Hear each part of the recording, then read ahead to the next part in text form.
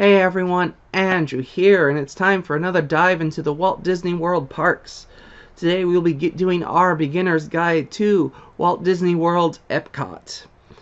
Epcot is a really bizarre, little unique, interesting park, and its history is actually kind of fascinating. It was never intended to be a park originally. When Walt imagined what he would describe as Epcot, it was a community. It was a city of tomorrow. It was going to house people and employ people, and they would work within the city and build this future society that lived up to his ideals of what, humanity was capable of. And that idea, unfortunately, ended with his passing. But they wanted to do something to keep his idea and his dream going in some way, shape, or form. And eventually they decided, well, let's open up a second theme park and call it Epcot. You want to know more about the history of this? I highly recommend watching Defunctland. They did a whole retrospective dive into this that's really well done. And they decided to do it as the two big loves of Walt Disney's, which is sciences and the future and humanity's possibility, but also world travel and seeing the world and exploring things. So the park is broken into two chunks. You have the first chunk of the park, which is called the Future World, where you have all these sciences and all of this technology, and then you have the World Showcase, which is the back half, which is the different parts of the world, different representation, so you get to see and experience different parts of the culture. You get to see what they eat, what they sell, what they drink, and little things like that. And this is a park that has always had a bit of a up and down history. Some people really love it, some people really hate it. I feel personally that there are two type of people that like the Walt Disney World parks. You either like Epcot or you like Animal Kingdom. I like Epcot. I like Epcot more than I like Animal Kingdom, and I will explain that when we eventually end up at Animal Kingdom. But for Epcot, it's just so creative and so interesting and has some really good ideas. The park does have some of its own flaws. It is a giant park. Thankfully, it is all flat as opposed to Animal Kingdom, which is all hills, with one exception, which is the Land Pavilion, which is on a hill that's like this. I had to literally grab a handrail to get up there because it was so steep. But it also has a major flaw in that it's a huge, giant park with no way to get from the back of the park to the front of the park. No monorail, no railroad, nothing. There's a boat that sometimes is running that you can cut through part of the lake, but more often than not, that boat isn't even running. It is a definite walk of a park. One of the times I went there specifically to do one ride in the World Showcase department, and I tried desperately to figure out a way to do it where I wouldn't have to walk across the entire park to get to it. And I thought I found a way, because there is a Skyliner in the back of the park that basically goes from the hotels over into the back end of Epcot. However, you have to be a guest of the hotels, and there are certain stops, and it doesn't always run. And when I was going through it, I was like trying to map it out. I'm like, it would take like 15 to 20 minutes, and we'd have to get on 3 different Skyliners to make it work. So we just decided to go through the front entrance and walk the distance. Our bodies did not care for that, but it's more reasonable and easier to do. But yeah, so there is a back entrance option, but it's a lot of effort for it. The Future World is very much celebrating the idea of edutainment, as they called it, where it's like educational but also entertainment. But you can also tell from it being that this is not a thrill seekers kind of park. There is not much rides here in general. There's only one roller coaster, and it's brand new. It has 21 attractions, but only 11 of them are even rides. Most of them are films or walkthroughs or things of that nature. I think the park as it is now has gotten a lot better than it used to be. It used to have some very insane little attractions.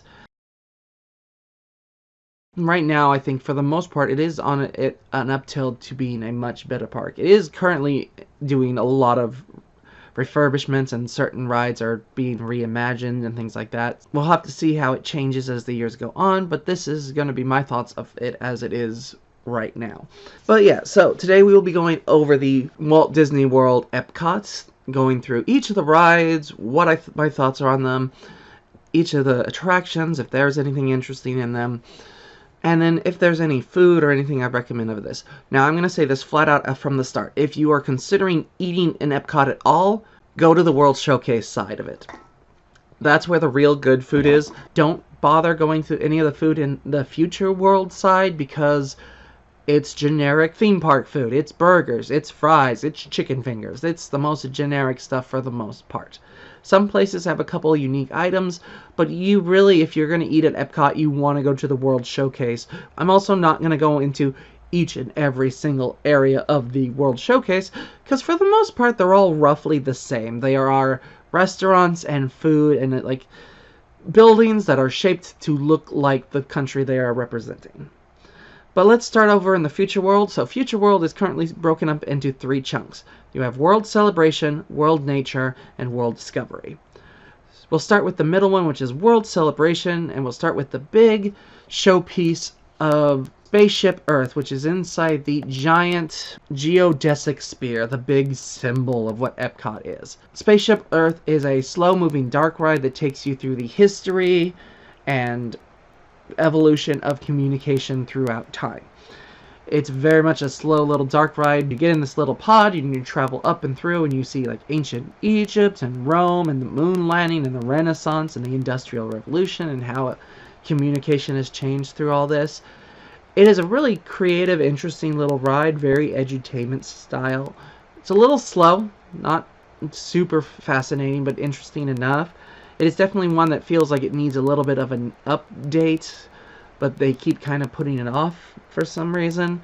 Not something you really have to go out of your way for, but is a really fun, quick little ride that usually doesn't have a super long wait for it. Because of the way it's designed, it goes by pretty fast. But it is one that it's like really kind of the heart and soul of what Epcot is. So it is worth doing it. I give it a solid 3.5 out of 5. You also have the Journey into Imagination with Figment. This is a ride that has had multiple versions and has changed dramatically over the years. The original version of this was Journey into Imagination, where you travel with this character known as the Dream Finder. And he had a sidekick apprentice known as Figment, who was this little purple and green dragon. And you would travel with him, and it had this beautiful song called One Little Spark, and you would see different parts of your dreams and different parts of imagination and what your brain could come up with. Was this very beautiful, beloved ride that people still, to this day, are mad that they changed and want them to go change it all the way back to what it was originally.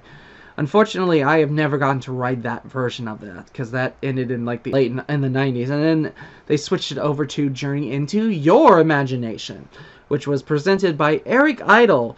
Yeah, and then Figment was in it a little bit, but not really much. And this version has a very terrible reputation that is unfortunately deserved, because it was kind of all hinged on the joke of people today don't have imagination. I scanned all of you when you got on this ride. You all are dumb as wood. You have no imagination whatsoever.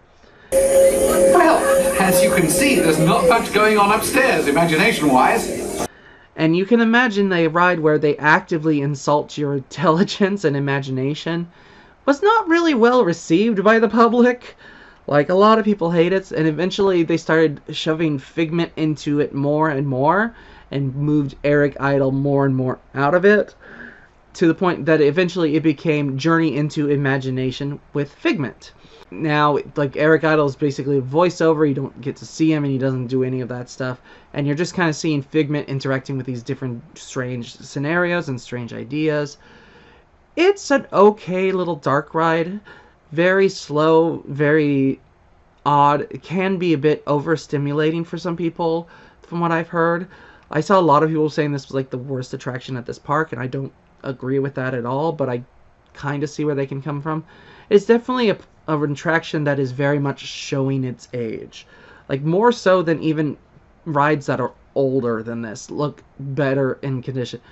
It doesn't help with this one that the second you get into the building, the first thing you see is these giant pictures of Rick Moranis as Zelensky from Honey, I Shrunk the Kid, and Robin Williams' character from Flubber. It's like, it's nice to see those two guys represented, and they do kind of represent the sciences and things of that nature, but it's also, those are films from the 90s.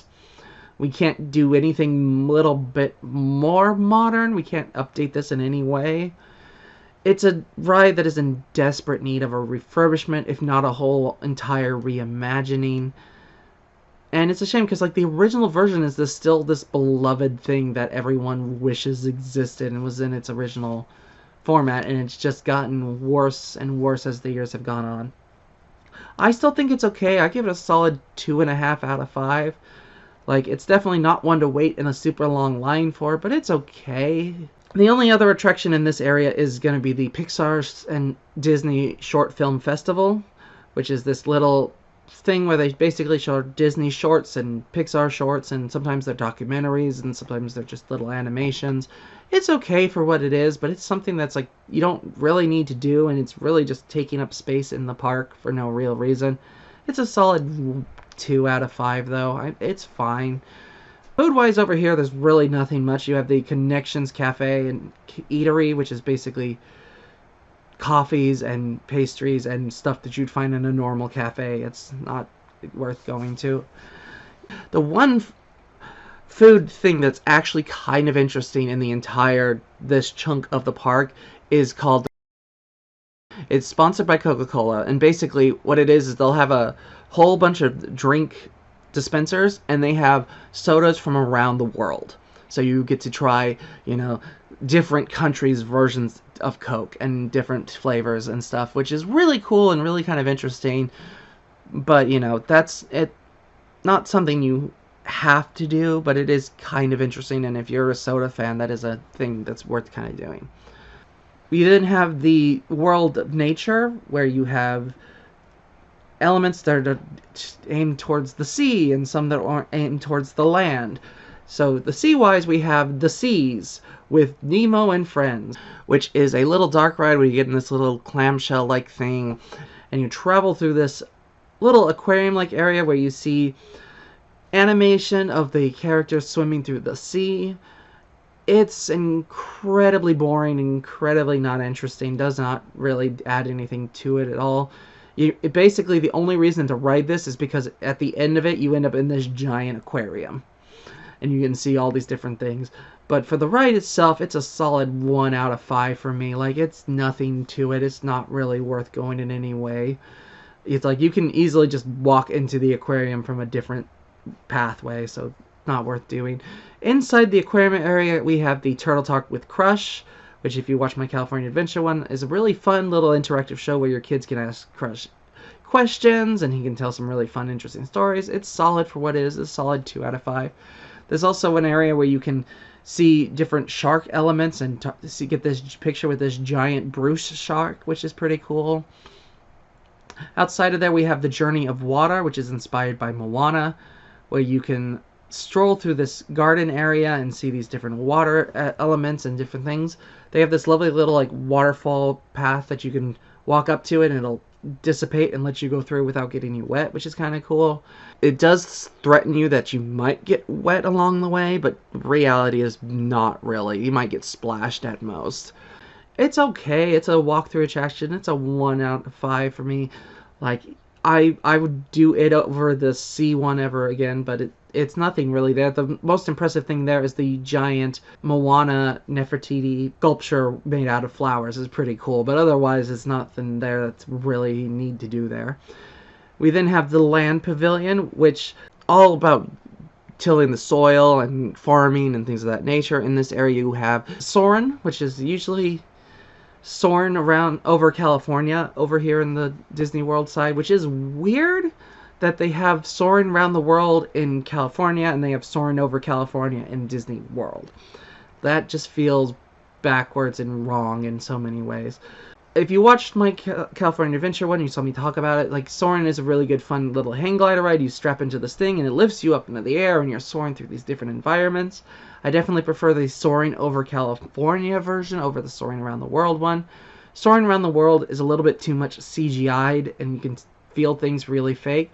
California is this beautiful, well done one that just has really bad transitions between scenes, but otherwise is perfect. But overall, I give both versions of it a solid 4.5 out of 5. Like, I think both have their stuff that works really well for it. In this area, you also have Living with the Land, which is a slow little boat ride that goes through the history of agriculture and farming. And you eventually end up in the greenhouses of Epcot, where they are showing different farming techniques and different things that they're doing. And it's a real greenhouse with real plants, so it's actually kind of fascinating and kind of interesting. But it's also an incredibly slow boat ride that doesn't have a lot going on for it in any way, shape, or form. It's one of those ones where it's like a lot of people love it and a lot of people hate it. If you have the patience and you just want a gentle, fun boat ride in air-conditioned building, it's really fun for that. I like it more than some of the other variants of this type of ride. I give it a solid 3 out of 5, though. It's not you have to do, but and definitely if you're not a fan of slow boat rides, it's not worth doing. I would rather do this than, like, say, Jungle Cruise. For myself, I think it has some stuff in it that's just really fascinating and really interesting. But it is definitely the embodiment of edutainment, where it's like it's slightly entertaining, but it's mostly educational. There's also the Awesome Planet, which is this theater screen which depicts different elements of different parts of the world. Really creative, really interesting, but it's not all that different from watching, like, say, Blue Planet. It's okay for what it is. It's a solid 2 out of 5. Like, it's worth watching once, but don't go out of your way for it. Food-wise, over here we have the Chippendale Harvest Feast at the Garden Grill restaurant, which is, you know, kind of the character meet and greet a little bit, and it has some really good, like, farm-to-table kind of food. We also have the Coral Reef restaurant, which is like seafood. We then have the World Discovery area, which is all about space travel and vehicles and different things of that nature. So you have the brand new roller coaster, which is the Guardians of the Galaxy Cosmic Rewind, which sadly I have not gotten to ride on, but I've heard so many good things about it. A lot of people put this as their #1 roller coaster of all the parks, and from what I've seen and what I've heard of it, yeah, 100% totally that. It's all inside. It's very kind of Space Mountain-esque. It's this fun, interactive roller coaster that has these unique moving vehicles that pitch and yawn and turn with the rides. It's very reminiscent of the Indiana Jones Jeeps. It's got some really good story elements, some really great music. Like the fact that it plays different music depending on when you're riding it and different parts. Like you get different versions, and you get this part where you get just launched backwards and spun around and see all this stuff. It's really intense, really interesting, really fun, creative, really great roller coaster from what I've seen. It's easily a 5 out of 5. Like, it's a roller coaster that I think can appeal to multiple ages. Even if you're a lightweight with roller coasters like I am, this looks like one that you would have a blast on. We then also have Mission Space, which is easily the most controversial ride in all of Epcot, because it's intense. It's a lot. So basically you enter into this little pod-like thing, and you are part of a astronaut crew, and you are being launched into space to do these missions, and you have like full control over the launch and different things of that nature, and you have different little tasks you have to do. It is a ride that has a very complicated history, and a lot of people have very mixed opinions on it, because this might easily be one of the most hated rides in all of Disney World, because of a number of different things. For starters, it's very intense. How intense is it? They had to split it into 2 separate parts, for one being kind of intense and one being a lot of intense. You have the green mission, where you're launched into the space. Basically, you go to outer space and come back down. And then you have a mission to Mars, which is the harder one, where you're going to get spun around and knocked around and banged up, and a lot of people complain about coming out bruised. And it also doesn't help the fact that it's this incredibly claustrophobic ride that is, like, I honestly, even rewatching the videos of people getting there, I'm like, oh, too small. Like that just aggroes my claustrophobia, and I don't even have claustrophobia that much. But it is a really fun, interesting little concept that you can't really chastise it for being this intense, because it is trying to mimic what it would be like in reality for these people. I did it once, and I don't necessarily ever feel the need to want to do it again. I get the people that really like it. It's a really fun, intense ride, but it is definitely not for the faint of heart. It's not for the people that don't like roller coaster type of things. Like, if you want to get thrown around in a ride, this is probably the one for you. But overall, I'd still give it a solid 3.5 out of 5. Like, I still think the concept and everything about it is interesting. I just wish it was a little bit better handled.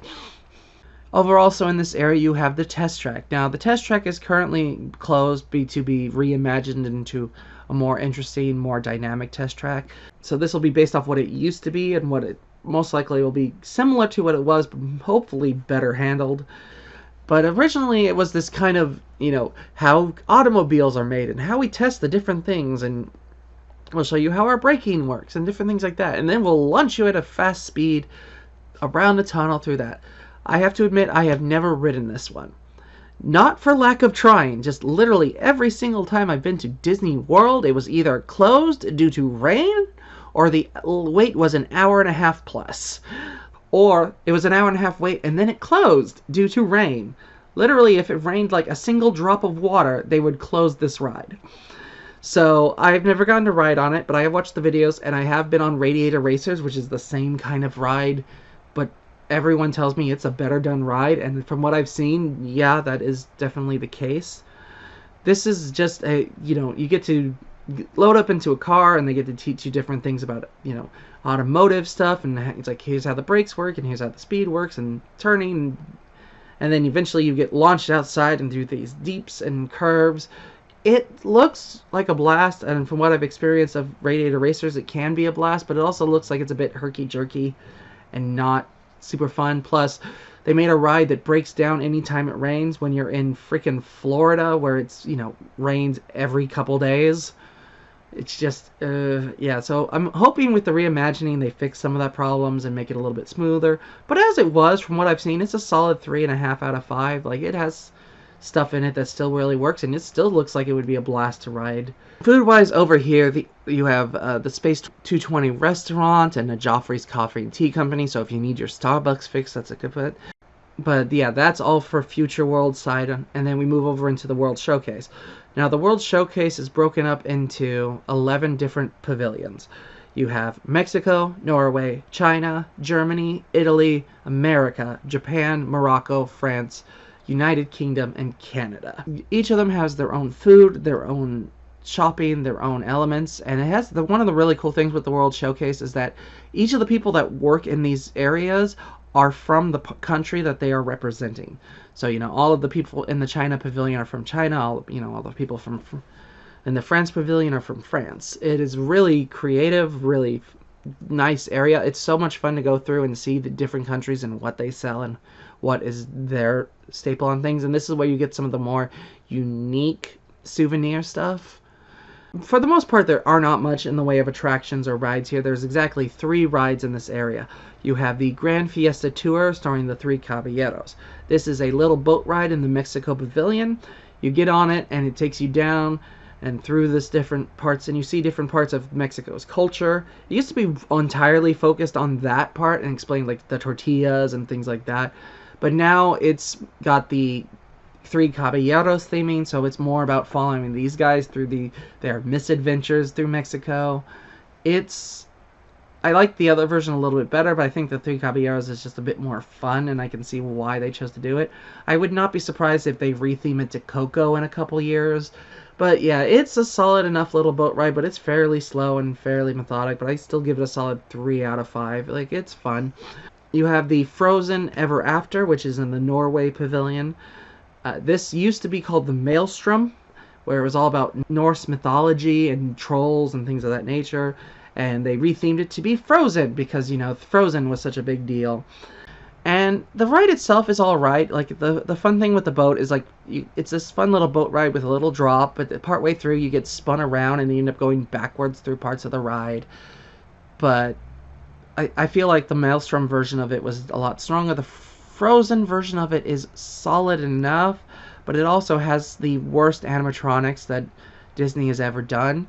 Now, Olaf and Sven the reindeer are really well done, but all of the human characters are the worst animatronics I've ever seen. They didn't put faces on the animatronics, they kept them as a flat screen, and then they project the face of the character onto it, and it is horrendous. They look disgusting. That is an effect that has never looked well anytime that Disney has done it. It did not look good on the Axe Bride in Haunted Mansion. It did not look good on the Sally at the end of when Nightmare Before Christmas takes over Haunted Mansion in Disneyland, and it looks horrendous here. I have seen so many videos that are comparing like how bad these animatronics are to say like anything over at Tokyo Disney, where they have these absolutely amazing animatronics because they're owned by another company that spends money to make actually good animatronics, whereas Disney did this as fast and cheap as possible. Yeah, I do hope at some point they will switch these out for actual real animatronics that look good.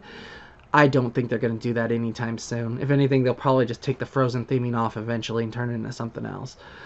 Overall, though, I think the ride itself is okay. I think the Maelstrom version was better. I think it was more interesting and more entertaining and fit the area better. But the Frozen Ever After is a fine little ride. It's a solid 2.5 out of 5 for me. Like, it's definitely not one worth waiting an hour plus for. We then also have Remy's Ratatouille Adventure over in the France Pavilion. This is a ride that originally started in Disneyland Paris and got transferred over into here. And I did get to ride this. I was very happy because I missed out on it the first time I went. Because literally got to the park.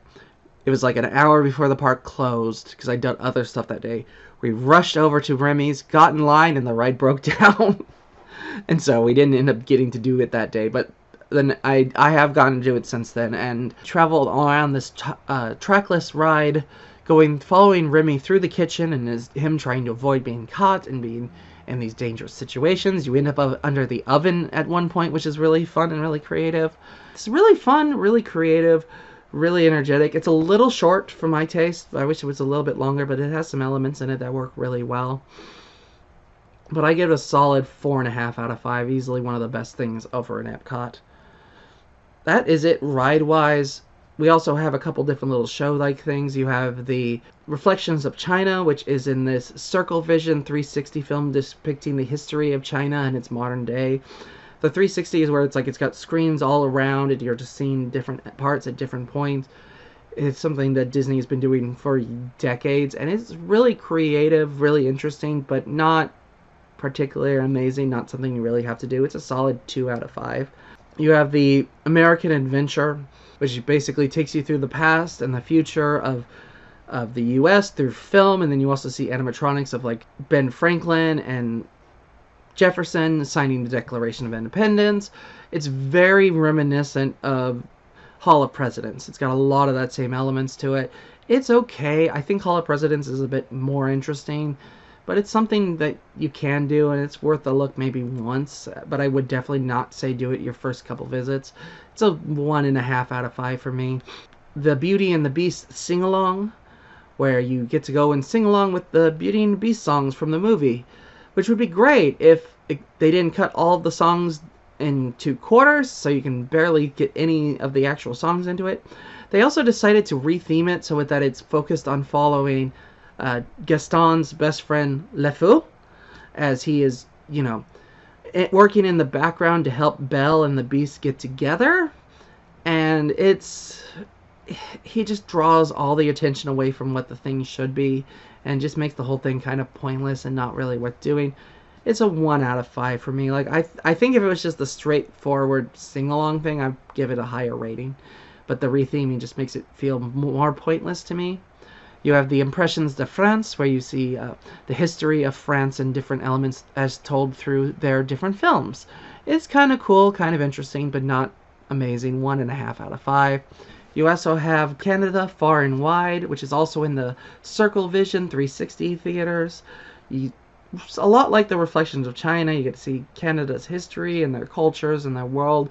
It's solid enough for what it is. I think the Reflections of China one is a bit more interesting, but I'd still give this a 2 out of 5.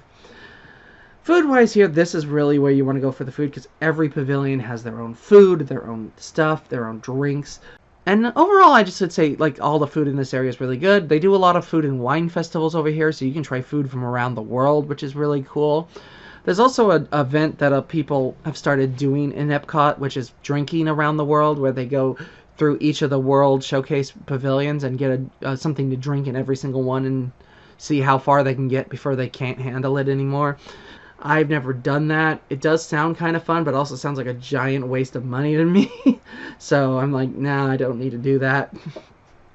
I do recommend a couple of the restaurants, though. The two I really want to point out, one is called San Angel Inn Restaurant. It is inside the Mexico Pavilion. It's this little sit-down Mexican restaurant where you're overlooking the Grand Fiesta Tour, so you get to see the boats being launched and take off into really fun view, great food, highly recommend it. I also recommend the Chefs de France, which is this little French bistro where you get to do a bunch of different French food. I actually had escargot there. It was my second time ever having escargot, and I'd only had it like the week before on a cruise, and I tried theirs, and theirs was also really good. So escargot sounds grosser than it is. It is snails, yes, but when you eat it, it tastes like shrimp. So it's honestly like buttery shrimp. So it actually was pretty good, and I would very much recommend it. They were really nice and really good staff. But yeah, that is the entirety of Epcot. So not much here as far as rides go. It's not really about the rides for here. It's about the experiences and the engulfing yourself in these environments and these sciences and these things. It is definitely one where I'm like, I can 100% understand somebody going, this is boring and I don't like this. Like, because it is not a thrill seeker park. It is a person that wants to learn things about the world kind of park. And overall, though, I really do love Epcot. It is my favorite of the 4 Walt Disney World parks. It has such great theming and such great storytelling and ideas and uniqueness. It is this strange, odd little thing, and I just love going through it and seeing all these different little things. As for the ranking-wise, my top 5 recommendation ride-wise for Epcot 5 would be Frozen Ever After. Even though I'm not a huge fan of the Frozen ride, it is unique to that area. It is worth going for just for its uniqueness alone. Number 4 would be Mission Space. Number 3 would be Test Track. Number 2 is Remy's Ratatouille Adventure. And number 1 is Guardians of the Galaxy Cosmic Rewind. As for the stuff that's not worth going and worth doing, I'm 100% skip the Sea with Nemo and Friends, because it's just an aquarium. Most of the World Showcase, I'm like, I would just say try a few and then skip the ones you aren't interested in. And unfortunately, I do kind of have to throw Living with the Land in there, because it is a slow boat ride through a greenhouse. I like it, but it's not one that I would say you have to do. But there's a lot of people that really do love it. But those are just my thoughts on Epcot. What are your thoughts? Have you been to this park? Do you like this park? Do you hate this park? Give me your reasons below. If there's any restaurants that you would recommend to people, write those in the comments below. Happy watching, happy reading. I will see you all at the next park. Bye.